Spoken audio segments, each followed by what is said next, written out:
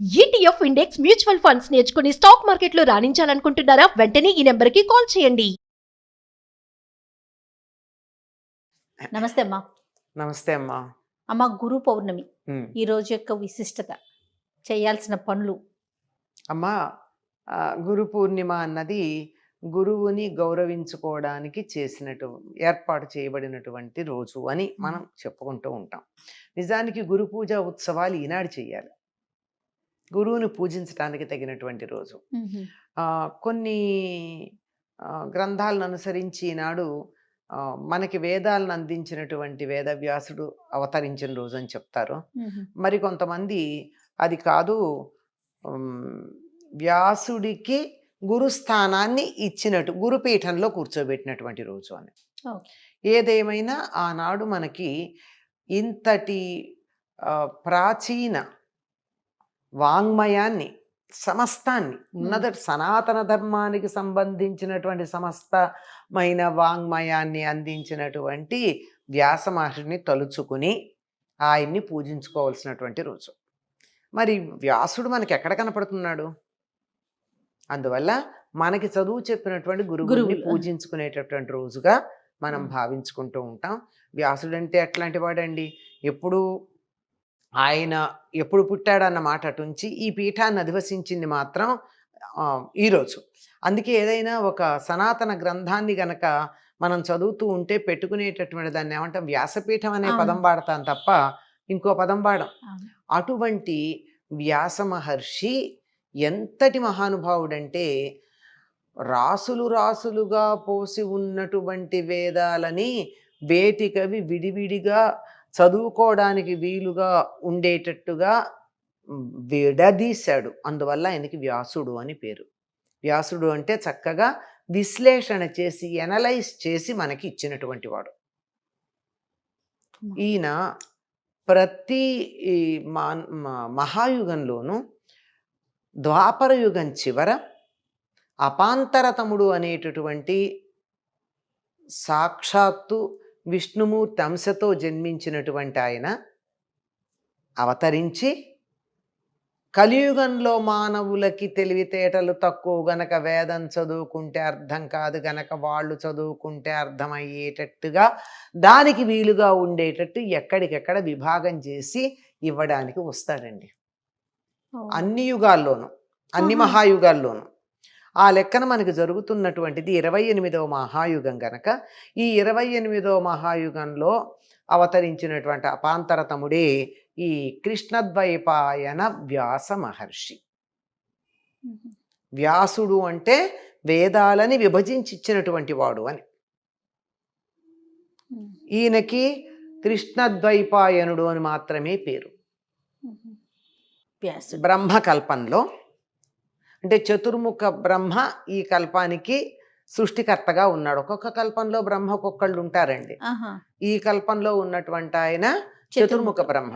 ఈ చతుర్ముఖ బ్రహ్మ నోటి నుండి 4 నోళ్ల నుండి 4 వేదాలు వచ్చేస్తున్నాయి. వచ్చేస్తుంటే అలా వెళ్ళిపోతున్నాయి. ఎవరో ఒకళ్ళు వాటిని భద్రపరచాలి కదా. అప్పుడు విష్ణువు సంకల్పం చేసుకున్నాడు. తనలో ఉన్నటువంటి ఒకానొక శక్తి వెలుపలికి వచ్చి అది వాటిని అన్నింటినీ భద్రం చెయ్యాలి అని. గ్రహించలేక 4 ముఖాల్లో ఒకేసారి వస్తున్నాయి సైమల్టేనియస్గా, సమాంతరంగా. ఈ 4ంటిని కూడా ఒక్కటి కూడా మిస్ కాకుండా 4ంటిని స్వీకరించి భద్రపరచాలి. అంటే ఆ రోజులో రాయడాలు లేవుగా, వినడం మనస్సుల్లో దాచిపెట్టుకోవడమే. అట్లా వచ్చినటువంటి ఆ శక్తికి అపాంతరతముడు అని పేరు. తాను చెప్పినటువంటి పని ఏదైతే ఉందో, ఎందుకోసం ఆయన అవతరించవలసి వచ్చిందో ఆ పని ఎప్పుడైతే సమర్థవంతంగా నిర్వర్తించాడో విష్ణుమూర్తి ఆయన పట్ల చాలా ప్రీతుడయ్యాడు. ఆయన్ని సాక్షాత్తు నా అంతటి వాడివన్నాడు. ప్రతి మహాయుగంలోనూ ద్వాపర యుగం చివరిలో నువ్వు అవతరించి వేదాలని వ్యాసీకరించి లోకాలకు అందించమని చెప్పారు. అసలు వేదం అంటే ఏమిటి? విత్ అంటే తెలుసుకొనుట, జ్ఞానము అని అర్థం. వేదం అంటే టు బి నోన్. ఏది తెలుసుకోవాలో అది వేదం. తెలుసుకొనదగినది, తెలుసుకొనవలసినది అని అర్థం.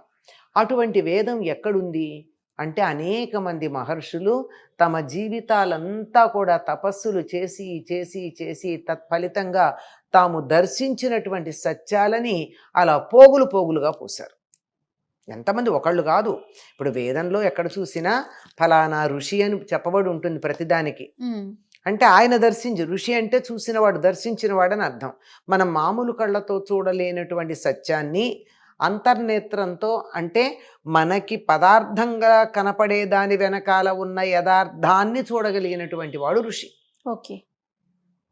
అటువంటి ఋషులు ఎన్నో సత్యాలను దర్శించి తాము దర్శించినటువంటి దానిని, అయ్యో మేము ఈ జీవితం అంతా కష్టపడ్డాం కదా, లోకంలో మానవులందరూ అంత కష్టపడలేరు కదా, వాళ్ళకు కూడా ఇది అందాలి అని చెప్పి వాటిని అందిస్తే ఆ వచ్చినటువంటివి రాసులు రాసులుగా ఉన్నాయి.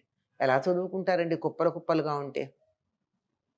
అందుకని వ్యాసుడు అలసుల్మంద ప్రజ్ఞులు అల్పతరాయువులు ఉగ్రరోగ సంకలితులు కలియుగంబున మానవుల్ సత్కర్మంబులెవ్వియు చెయ్యజాలరు అని బాధపడ్డాడు పాపం.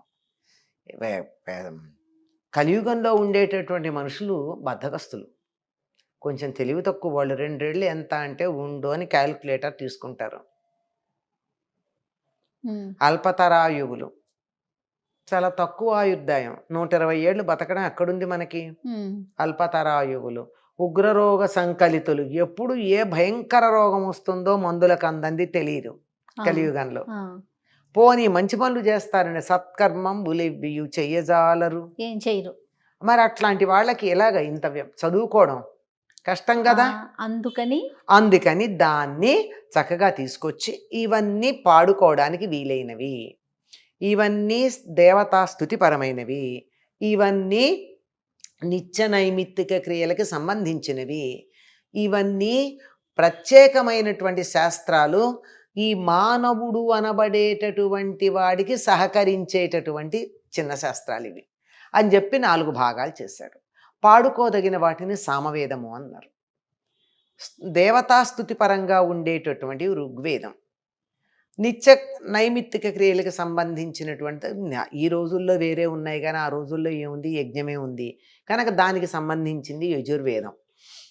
వీటన్నింటికి సహకరించే ప్రత్యేకమైన చిన్న చిన్నవి అంటే మైనర్ సైన్సెస్ అని చెప్తారు, అవన్నీ అథర్వణ వేదం. అందుకని ఇలా 4గా విభజించి ఇలా రాసులు చేశాడు. ఇదిగో ఇది ఇది ఇది ఇది ఇలా అయినా కానీ చదువుకోవడం ఎట్లా కుదురుతుంది? అందుకని ఈ చేసినటువంటి దాన్ని మళ్ళీ ఒక క్రమంలో పెట్టాలి. ఏ క్రమంలో పెడితే చదువుకోవడానికి వీలవుతుందో ఆ క్రమంలో 4ని పెట్టాడు. అందుకని ఆయనకి వ్యాసుడు అని పేరు. ఇంత చేశాక ఇంత బాగా చెప్తే కూడా బాబు మేమింత అక్కడ చదువుతామంటారు. అందులో ఉన్న సారాన్ని గురించి తెలియచెప్పడానికి వీలుగా ఒక కథ చెబితే, సత్యం వద అంటే మనకు అర్థం కానప్పుడు సత్యం వద అంటే ఏమిటో, అది ఎందుకు నిజం చెప్పాలో అంతకుముందు జరిగిన ఒక కథని ఉదాహరణగా తీసుకుని చెప్పాడు. అది హరిశ్చంద్రుడి కథ లాంటిది. ఇట్లా ఒక్కొక్క ఆదేశాలు నిర్దేశాలు ఏవైతే ఉన్నాయో వాటిని నిరూపించటానికి అంతకుముందు జరిగినటువంటి కథల్ని చెప్పినవి పురాణాలు.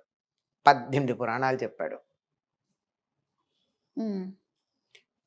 వేదమేమో రాజులాగా శాసిస్తుంది, సత్యం వద అందంతే, నువ్వు నిజం చెప్పాలి అందంతే.